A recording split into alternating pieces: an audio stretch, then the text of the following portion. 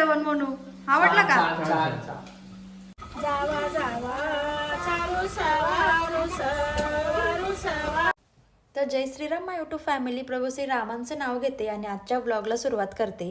आमच्या घरी की नाही आज खूप सारे पाहुणे येणार होते, म्हणून आम्ही छान असा स्वयंपाक बनवला होता. काय काय केलं तर ते पुढे दाखवतेच किंवा थंबनेलवरून स्टार्टिंगवरून आजच्या दिवसाची मज्जा तुम्हाला थोडक्यात कळालीच असेल. तर सगळ्यात पहिलं जेवणाचं ताट देवाऱ्यात का घेऊन आले, कारण नैवेद्य दाखवायचा होता. स्वामींना नैवेद्य दाखवला, पण त्याआधी माझा लुक बघा, फक्त इतका अवतार झाला होता. सकाळपासून नॉनस्टॉप माझे कामं सुरू होते, खूप धावपळ झाली. स्वयंपाक किचनमध्येच होते कंटिन्यू, त्यानंतर कपडे वगैरे धुतले, फरशी वगैरे सगळं. खूप थकले आज, त्यामुळे मेकअप वगैरे किंवा डोकं विसरायलासुद्धा मला टाईम मिळाला नाही. खूप अवतार झालता, पण आज खरंच मज्जा आली. धावपळ झाली खरी, पण सगळे खूप दिवसांनी भेटलो, गप्पा गोष्टी झाल्या आणि छान असा दिवस आमचा आजचा गेला. माझा भाऊ आला आहे घरी आणि तर खूप थोडा लवकर आलेला तो, त्यामुळे तो हॉलमध्ये बसला होता. आता मी किचनमध्ये आले आणि आज काय काय बनवलं आहे ते तुम्हाला दाखवते. खरं तर आम्ही चपाती केली होती, पण काहींचं असं म्हणणं होतं की श्रीखंडसोबत पुरी कर, मग पुऱ्या पण केल्या होत्या.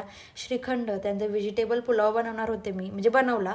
आणि वांगं बटाट्याची भाजी, कोथिंबिरीच्या वड्या, शेंगदाण्याची चटणी, पापड भजे वगैरे आणि बटाट्याची चटणी, अशा प्रकारे खूप छान मस्त स्वयंपाक वगैरे केलं. जेवणं वगैरे झाले.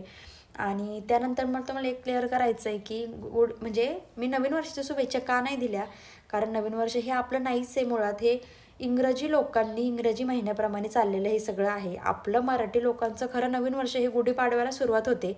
गुढीपाडव्याच्या दिवशी मस्त नऊवार साडी नेसून पुरणपोळीचं जेवण करून थाटात गुढी उभारणार आणि तेव्हाच तुम्हा सगळ्यांना गुढीपाडव्याच्या आणि नवीन वर्षाच्या शुभेच्छा देणार, असं माझं किंवा आमच्या संपूर्ण फॅमिलीचं मत आहे. त्यानंतर आज ना दुपारी सगळं आवरल्यानंतर ह्या दोघींनी मस्त मूग भरडायला काढले जात्यावरती. छान गाणे वगैरे म्हणत होत्या, पण ते आता मी म्यूट केलं आहे. आणि हे सगळं साईशा आमची खूप कुतूहलाने बघत होती. ती आत्ताच स्कूलमधून घरी आली आहे. दिनेश आणि सौरभसुद्धा आले शॉपवरून, त्यांनी जेवण वगैरे केलं. तर जय श्रीराम. व्लॉग कसा वाटला कमेंट करून नक्की कळवा. Thank you so much for watching. Bye.